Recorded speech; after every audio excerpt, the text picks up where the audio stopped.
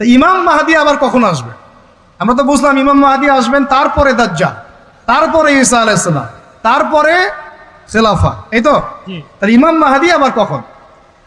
আমাদের বুয়েটের মাহদী বের হয়, পাঞ্জাব থেকে মাহদী বের হয়, হ্যাঁ, বাংলাদেশের ওই কোনায় মাহদী বের হয়, সৌদি আরব থেকে ওই কোনা থেকে মাহদী বের হয়, হয় না? খুব ভালো করে মনে রাখবেন, যতক্ষণ এই বিশ্বে একটা মালহামা না হচ্ছে মাহদী আসছেন না। কথা ক্লিয়ার? এই বিশ্বে যতক্ষণ একটা মালহামা না হচ্ছে মাহদী আসছেন না। তিনি আসবেন ফাতিমা রাদিয়াল্লাহু আনহার বংশ থেকে। কার বংশ? তার আসল নাম মুহাম্মদ। কি নাম? তার নাক উঁচু, নাক একদম উঁচু, খাড়া, কপাল চওড়া, চেহারার গড়নটা আমাদের নবী সাল্লাল্লাহু আলাইহি ওয়াসাল্লাম। তার বাবার নাম হবে আব্দুল্লাহ, তার মায়ের নাম হবে আমিনা। তিনি দায়িত্ব নিতে চাইবেন না, তিনি দায়িত্ব নিতে চাইবেন না। তিনি দায়িত্ব না নেওয়ার জন্যে মদিনা থেকে পালিয়ে মক্কায় চলে আসবেন। ভয়ে আমাকে দায়িত্ব দিও না, এই ভয়। ও তিনি আরবি ভাষায় কথা বলবেন, বাংলা ভাষায় না। এখনকার মাহাদিরা পাঞ্জাবি ভাষায়, বাংলা ভাষায় কথা বলে, ঠিক আছে? এবং এই কাবা ঘর যেটা আমরা তাওয়াফ করি, এখানে যে হাজারে আসওয়াদ আছে না, আর এই যে হাজারে আসওয়াদ আর মাকাম ইব্রাহিম, এই দুটো জায়গার মাঝামাঝি মানুষ তাকে চিনে ফেলবে, এই তো মাহদী। তার হাতে মানুষ বয়াত নিবে 313 জন। কতজন? ওই তালুত বাহিনীটা 313, বদরও 313, এখানেও 313। এবার শুরু হবে আসন খেল। এবার প্রথমে ওই আরবেরই একটা গোত্র বনু কালব। কোন গোত্র? এই বনু কালব এই ইমাম মাহদীর বিরুদ্ধে যুদ্ধ করবে, আর মাহদী এই যুদ্ধে জয়লাভ করবেন ইনশাআল্লাহ। তারপরে সিরিয়া, শাম থেকে, শাম মানে শুধু সিরিয়াই না, ওই পুরো অঞ্চলটাই শাম, ওখান থেকে একটা দল আসবে এই মাহদীর সাথে যুদ্ধ করার জন্যে। আল্লাহ পাক তাদেরকে মক্কা মদিনার মাঝখানে বাইদা নামক জায়গায় ধসিয়ে দেবে। কোন জায়গা? বাইদা। এটাই সেই চিহ্ন যেটা প্রমাণ করবে যে এই ব্যক্তি মাহদী। কথা বুঝতে পারছি? এরপরে মুসলমানদের আর কোনো পতন নাই, আর পিছনে ফিরে তাকানোর কোনো সুযোগ নাই। মুসলমানরা আর মাথা নিচু করবে না ইনশাল্লাহ কোনো দিনের জন্য।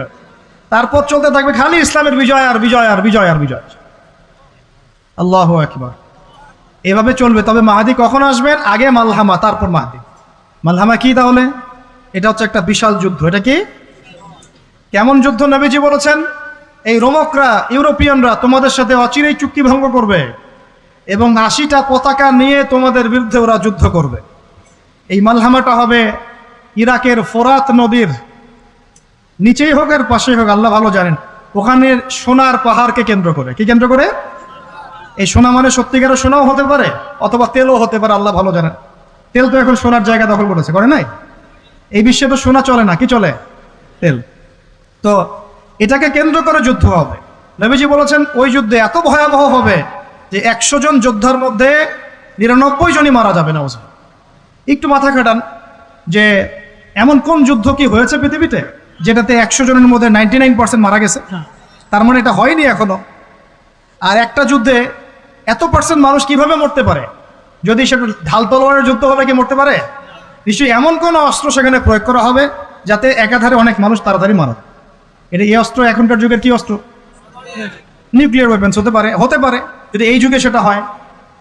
আর যদি আল্লাহ পাক এটাকে আবার পূর্বের অবস্থায় নিয়ে যান, সেটাও হতে পারে, আল্লাহ ভালো জানেন। আমরা এটাকে ইন্টারপ্রিটেশন বলছি, এটা সঠিক হতে পারে, বেঠিক হতে পারে, অ্যাটলিস্ট একটা ধারণা তো পাচ্ছি।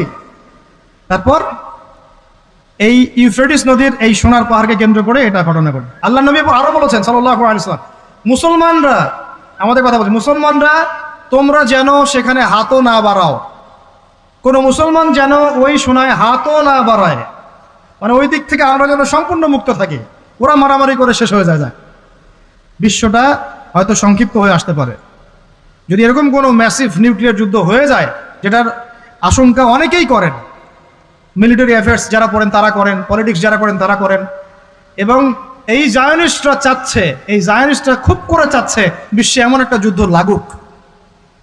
একবার ইউক্রেন রাশিয়ার ইস্যু তুলে দেয়, একবার সিরিয়ার ইস্যু তুলে দেয়, একবার আফগান ইস্যু তুলে দেয়, একবার ইরাকে ইস্যু তুলে দেয়, একবার প্রথম বিশ্বযুদ্ধ লাগায়, একবার দ্বিতীয়টা লাগায়।